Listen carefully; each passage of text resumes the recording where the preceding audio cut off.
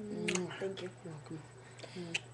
Hey everybody, it's Eli. That's Jess, my girlfriend. Jess, say hi. Hi. Anyways, this is just a quick shout out. Jess and I started going to church a couple weeks ago. Last week, I think, actually, was our first week. And we went back this morning, it's Sunday, and decided that we wanted to join the church. And it just so happens they had remember class after church, yada yada, big old thing. Um, but in talking and meeting people at the church the last couple weeks and everything, they're really cool. They're really open with gays and lesbians, um, transgender people, and they're open and everything like that, which is awesome. Trouble that I'm internally having right now, the fact that they're open to transgenders, which I appreciate, but they don't do any activism towards transgenders. And one of the reasons we picked this church, one of the reasons we're really picky about churches we go to, is we don't want just a church that puts their face out there and doesn't do anything. We want a church that puts their face out there and does, something about it. They, how do you put it? They put their actions where their mouth is. That works. Um, so the problem is, my problem with it is that um, I've heard of them going to like pride marches and that kind of stuff, but as we know in the trans community, that really just does something for the LGB part of the LGBT. Um, there's not a lot of love in that for transgender people, and so with Transgender Day of Awareness coming up, what is it, the 20th this month? I know it's this month, and I know it's right around the 20th. Just off on my days. Um, I thought it would be great to do something for the church, whether it's just me standing up and saying that I'd like to throw a prayer out for it or whatever, just to get people to say, hey, you all say that you're open and welcoming and everything, but what can we do to prove that? So I'm throwing it out there to anybody that watches my videos and give me help. Please comment on the video, or send me a message if you don't want to comment. That's cool. And let me know any thoughts you have of something I can throw together. And today's the 7th, Sunday's the 7th, so I would have from the 8th until like the night before church, basically. Um, I'll put in the link down there what the Sunday would be that I would have to be doing something on. But put something in the comments that you think I could do to throw something together. I've never put anything like this together. I mean, I just came out as trans a couple months ago, and going through all my own stuff with the move and everything, but I just feel in my heart that it's something I have to do. So as cheesy as that sounds, but I do need some advice as to what I could do. Any thoughts? Something that would be easy to put together in a couple of weeks, and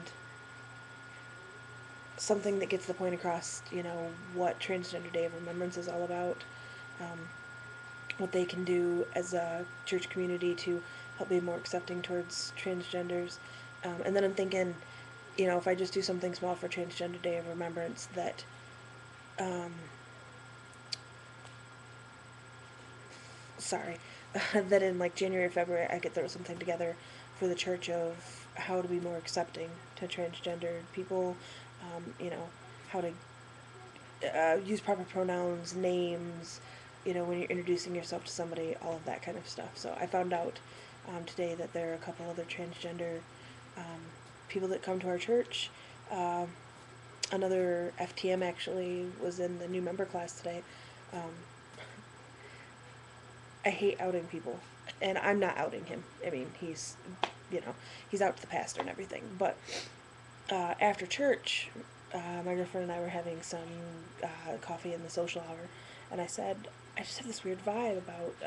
I'll just call him Joe. It's not his name, but I'll just call him Joe because I don't want to tell you his name in case you run across it or something. And I said I have this weird vibe about Joe. I don't know. I just feel like not a bad vibe, just like a connection there or something. And I'm sure other people have had this about people in their past. And she was like, I don't know, he's a nice guy though. And I said, oh yeah, it was really nice. He came over and introduced himself and we talked and everything.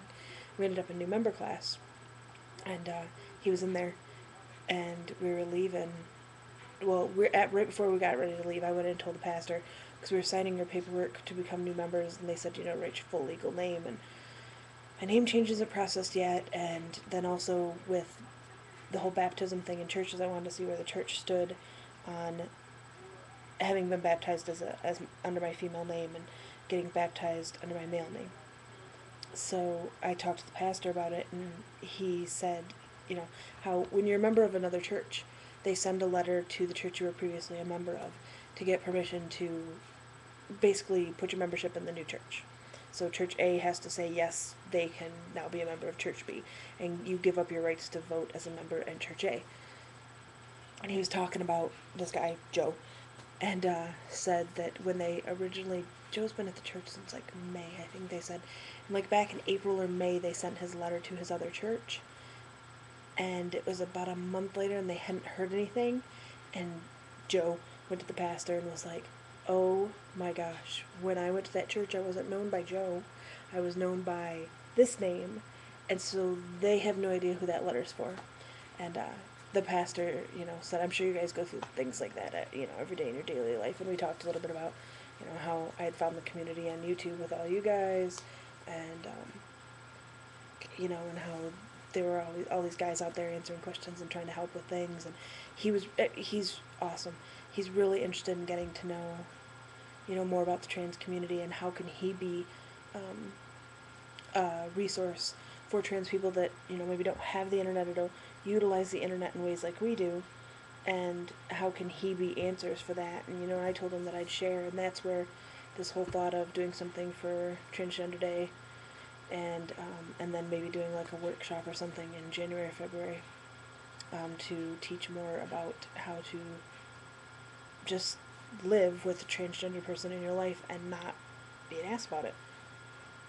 Excuse me. So, anyways, as you can tell, I have ADD, I talk a lot, I lose focus, and I ramble.